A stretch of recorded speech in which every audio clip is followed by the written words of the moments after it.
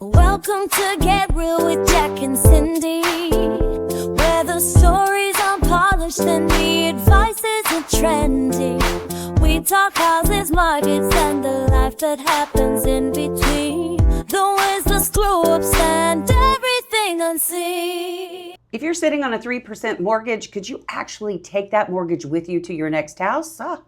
We're going to explore that today. Welcome back to Get Real with Jack and Cindy. I'm Cindy Morrison. And I'm Jack Wallace. Yeah, the portable mortgage. So we've talked about that before, and now there's actually been some movement in Congress, which is interesting, called the MOVE Act, which is, the idea is that one of the components of that would be you can take your present day mortgage with your terms, your years left, your interest rate, and your principal balance, and take that with you towards your next purchase.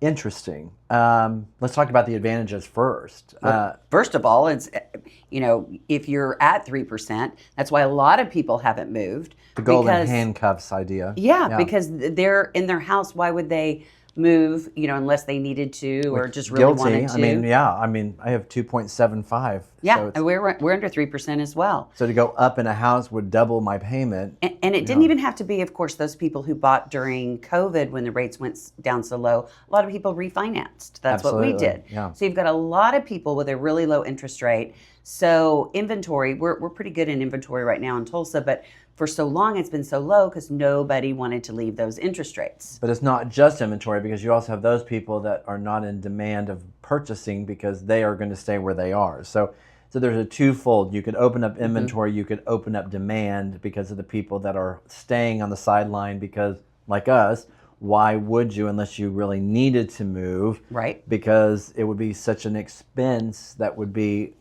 not worth your money. So I think that's really a great idea in many ways. I think that you have to get really realistic about it, though, because the issue you're going to run into is many-fold, but one of the issues you're going to run into is, okay, so if I have a $300,000 house and I owe $200,000 on it, then I can take the $200,000 and apply it towards my next house.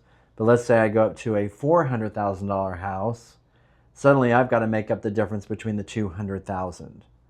So then you have the 3%. Are you going to have two mortgages, and which one is first and which one is second?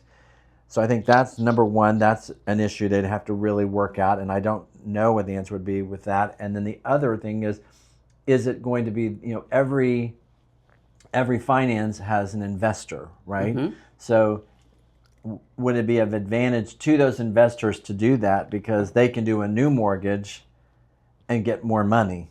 Right.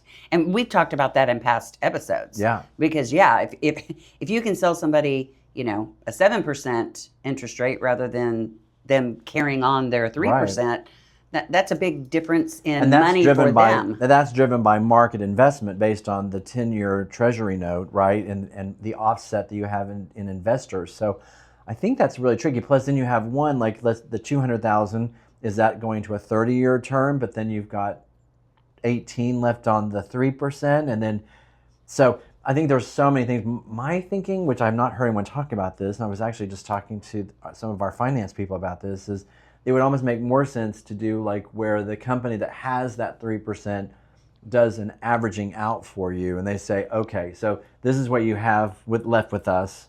This is what the new house is. We're going to take those two models side by side. We're going to average it out, and your 30-year interest rate that would get you, paying current rate on the balance, and what you owe and the term on this one would be this interest rate on this principal, and here's your payment.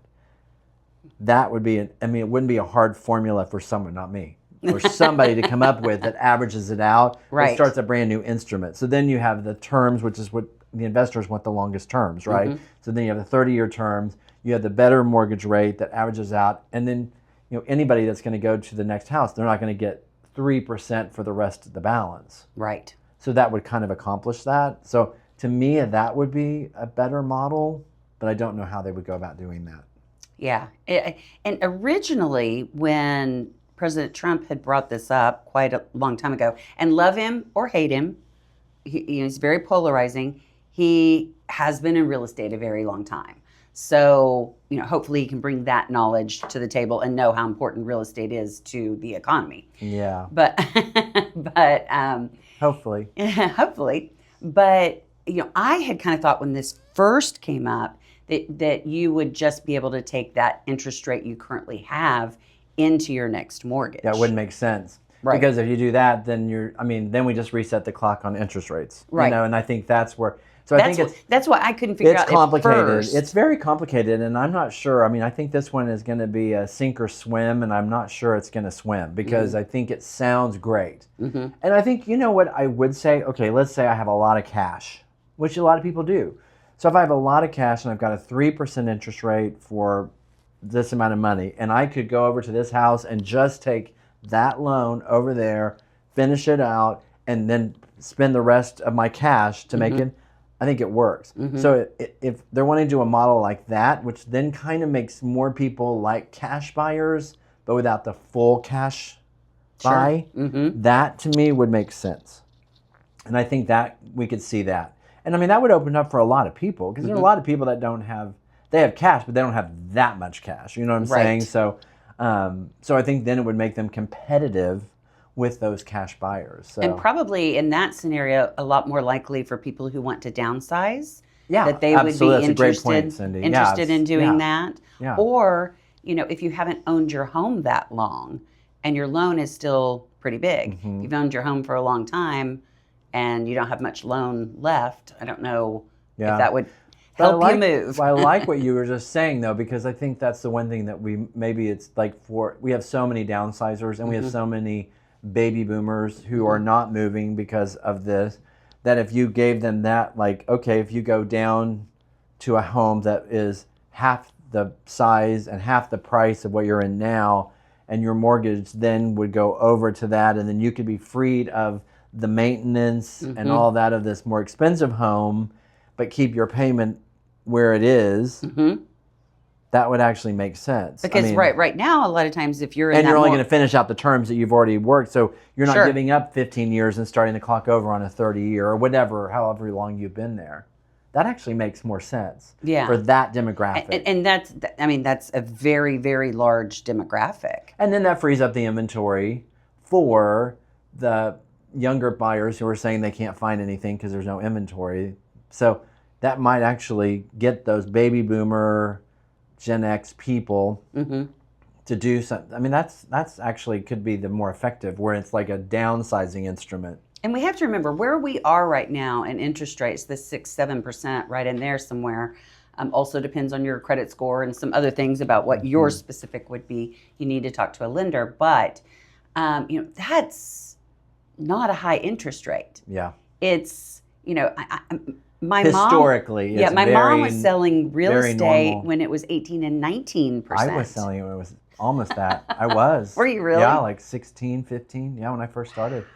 No, I think though it's like you also look at. I remember calling clients when it went to 6% years ago and going, if you don't lock in right now, you're a fool because they will never go lower than this. Because that's what we had. 6% was like, why even bother for the banks? Right. So the fact that we're there now and we're not moving does not surprise me.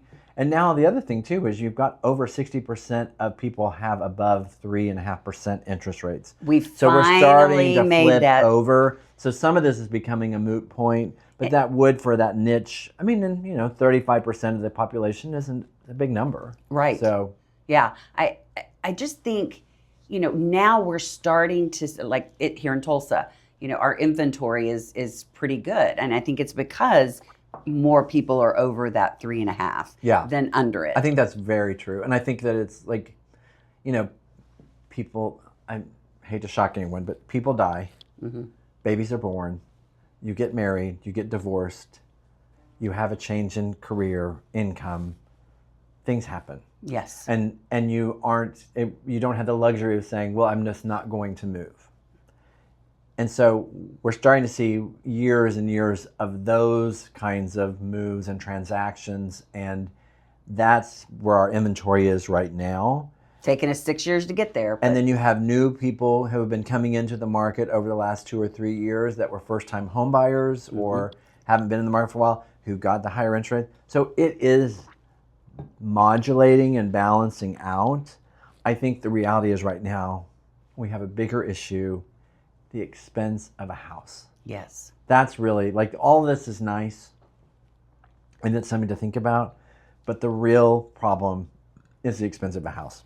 Because you look at, so let's go back to the people who are downsizing. Mm-hmm. If they're in this bigger house having a hard time keeping it up, they want something smaller, but in order for them to move, they're going to pay more for that smaller house. Which is a very real scenario. Yeah. Yeah. So they're getting less square footage, but now going into more debt.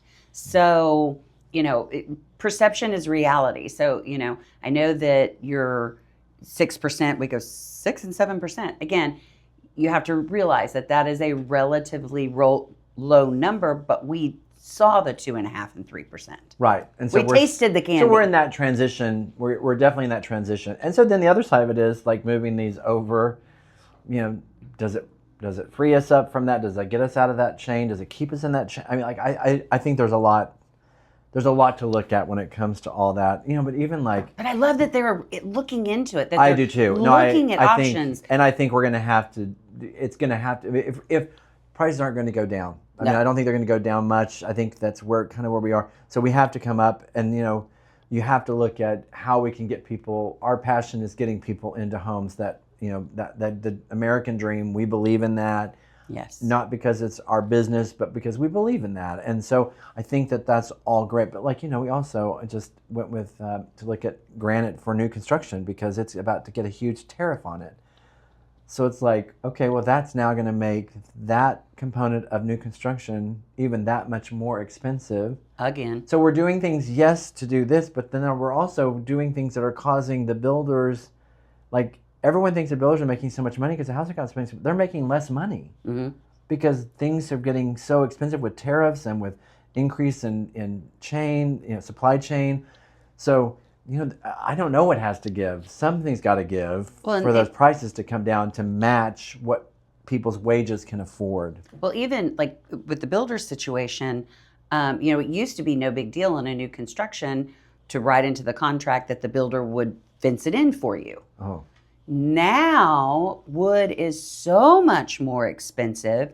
If you haven't priced a fence recently, just go ahead and ChatGPT that and see what that is, because it is so much more than it was in 2020. So even just a simple fence that people think, oh, that's not a big deal for the builder to add, it is a big deal. Well, and then also, when you have all these HOAs that say you can only have a wood, privacy, blah, blah, blah, blah, blah, so people have animals and don't have a fence, then what are they going to do? So then it's, can't put up chain link because that's not in the, we've boxed ourselves in so many ways that we're going to have to figure a lot of stuff out. And I think, like you said, good that they're trying to figure it out. Sometimes I worry that we're trying to figure out things that aren't really addressing the big issue. And to me, the big issue is affordability. Period, the end. And I think that is, like you said, inventory is fine. So we're seeing, we could definitely have more houses, we could have more selection, all those things. But supply and demand is kind of in check right now in Tulsa and in balance. So I think when you go into other areas of the country, we're starting to see it in a different way. But then some of those markets that were really having problems are healing.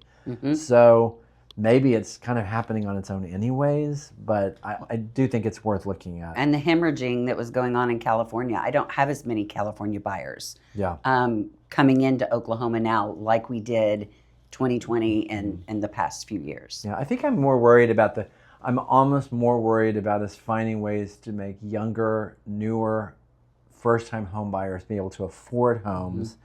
I think that's a bigger issue, but I think that, like, you were saying, like, it's true, getting those people that are older to go ahead and make the move will free that inventory up for those younger buyers. So those secondary homes, because we can't keep selling new construction to everybody. Right. And then the secondary homes just become like, almost overlooked.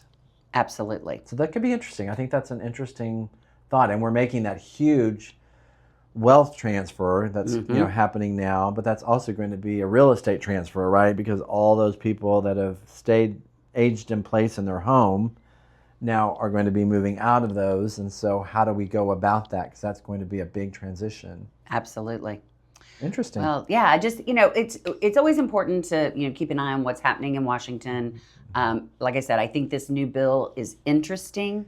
The MOVE Act, if you want to look it up. And I think it's a really important point, too. It's unfortunate that we can't even talk about things without it coming across like it's political. And that's yes, we are not being political here and that's whatsoever. An unfortunate thing, because if we get into that mindset, we're never going to solve all of our problems, because we won't discuss the problems, because automatically it goes into you're saying you like this side or you're saying you like that side. We like the side of the consumer. Yeah. Like, that's what we like. Absolutely. I don't really like the side of any government. I like the side of the consumer. And I think for the consumer right now, we need help. Yeah. And agreed. If this is something that will help them, whoever does that, I'm okay with it. And maybe this is just a starting bill, that, and everybody piles in and tries to figure out how to make it the best for the consumers. Amen. All right. Well, amen to that. This is the end of our episode. Jack, thank you. I love you. Thank you. Love you. All right. We'll see you guys later. Welcome to Get Real with Jack and Cindy, where the stories are polished and the advice isn't trendy. We talk houses, markets, and the life that happens in between. The wins, the screw-ups, and everything unseen.